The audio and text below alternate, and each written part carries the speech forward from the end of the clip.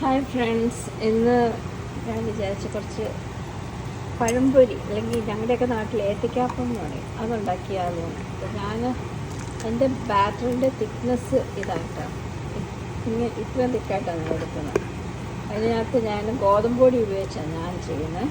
ഗോതമ്പ് പൊടിയിൽ പിന്നെ കുറച്ച് ഒന്നും ക്രിസ്പി ആകാൻ വേണ്ടി ഞാൻ പിന്നെ ഇച്ചിരി അരിപ്പൊടിയും കൂടെ ചേർത്ത്, പിന്നെ ഇച്ചിരി എള്ളിട്ടു, ഒരു ചെറിയ കളറ് വരാൻ വേണ്ടി ഞാൻ ഇച്ചിരി മഞ്ഞൾപ്പൊടിയും കൂടെ ചേർത്തിട്ടുണ്ട്. പിന്നെ ഞാൻ സാധാരണ ഏത്തയ്ക്കാപ്പം ഉണ്ടാക്കുമ്പോൾ ചെയ്യുന്നത് എന്നാന്ന് വെച്ചാൽ, എനിക്ക് വളരെ തിന്നായിട്ടുള്ള ഏത്തയ്ക്കാപ്പമാണ് ഇഷ്ടം, കട്ടിയുള്ളത് എനിക്കിഷ്ടമല്ല. അപ്പോൾ കണ്ടില്ലേ, ഞാൻ ഇത്രയും തിന്നാണ് എൻ്റെ ഏത്തയ്ക്കാപ്പം.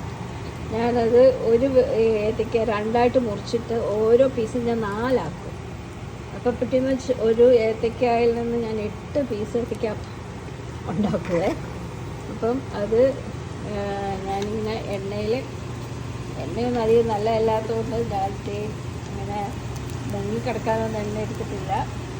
അങ്ങനെ 2 വശവും മതിച്ച് എടുക്കാൻ വേണ്ടി ആവശ്യത്തിനുള്ള എണ്ണ മാത്രം ഇട്ടു. എന്നിട്ട് പിന്നെ ഈ സെറ്റ് ഞാൻ ഉണ്ടാക്കി വെച്ചിരിക്കുന്നത് നല്ല ക്രിസ്പിയാണ്. സ്വരം കേൾക്കാമല്ലോ, ഉണ്ടോ? അപ്പോൾ ക്രിസ്പിയാണ്.